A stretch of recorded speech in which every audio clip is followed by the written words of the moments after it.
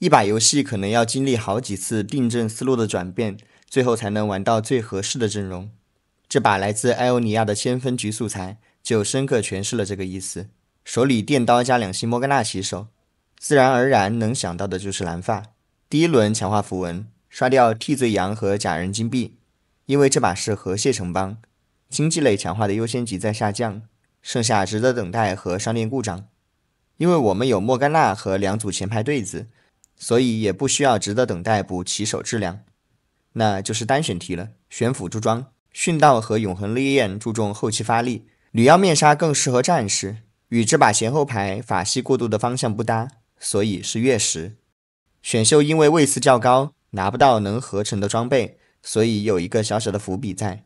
这里遇到的对手把装备都合完了，所以我们如果要继续赢，就不得不合银血。这里就体现出一个思维的差异，在一个毒瘤阵容声音更大的版本，等装备或许更加合适，但现在是一个相对平衡的版本，成型后大家强度其实都不会差太多。问题是怎样成型呢？当然是能过渡就能成型。那怎么样才能过渡呢？当然是不等装备直接合，要从过渡为阵容服务转变为用阵容池来支持过渡。不过后面被断了，但是我和银血想赢下第一波的目的是达到了。和银血意味着原来的蓝发是不能玩了。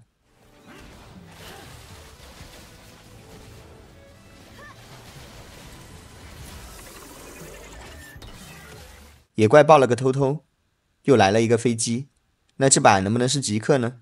当然可以，辅助装也是装备，河蟹局的装备又比常规局更多，金球又是发的装备而非经济，那这把是可以保留极客的可能性的。第二轮强化，物尽其用先刷掉，理由和之前一样，河蟹局不拿经济。透体莲花也不太行，因为做了一把电刀。背叛这里停了一下，在想如果是一个6指法的构筑，电刀丢给卡牌，银血的胃养一套，偷偷给到安贝萨行不行？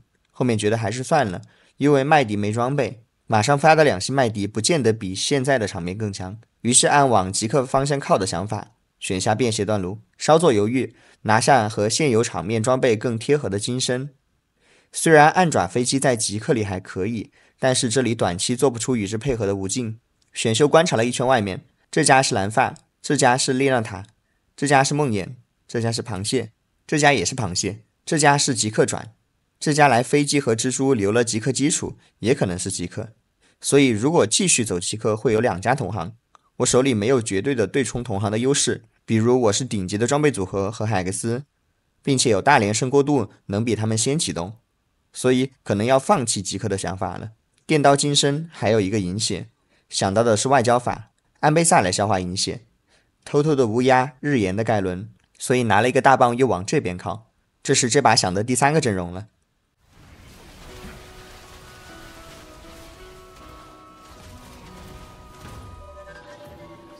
临近启动，不能再继续摇了，再摇就摇到下一把了。按外交法的想法，这里先刷1-3，克隆设施保底出巨大伙伴了，再刷2。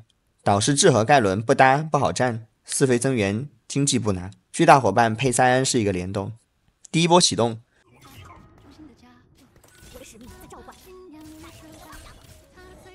，4外交出了，来了一些无关紧要的5费卡。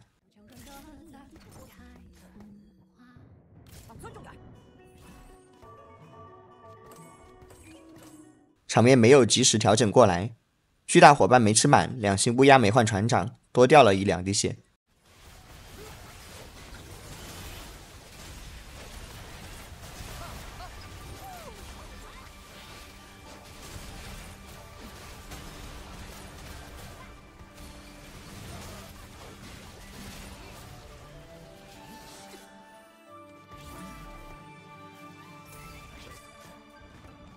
第二轮搜卡，来了妖姬，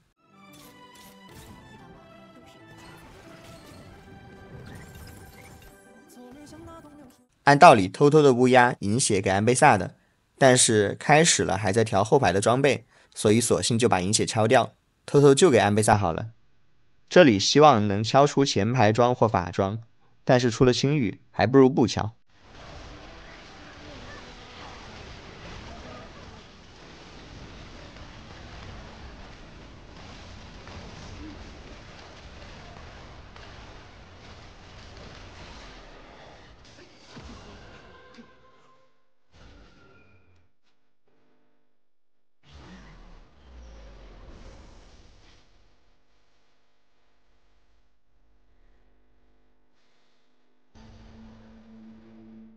选秀拿了个大天使，金身和大天使羊刀的 combo， 让这个妖姬稳定活到最后成为大 boss。但在4-5这波站位失误被梦魇入了。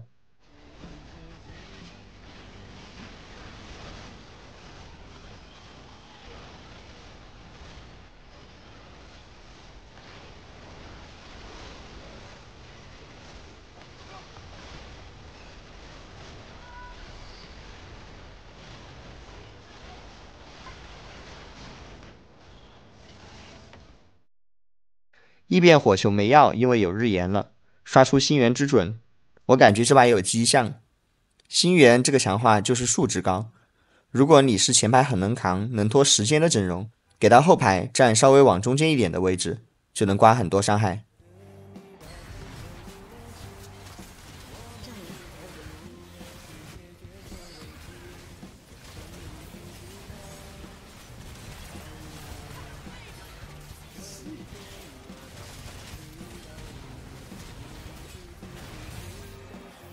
5-1想开一个前排装，但没有，只好做破防了。先给乌鸦，手里只有一个拆，乌鸦放后排来，拆娜美就行了。月食还是要给肉一点的单位。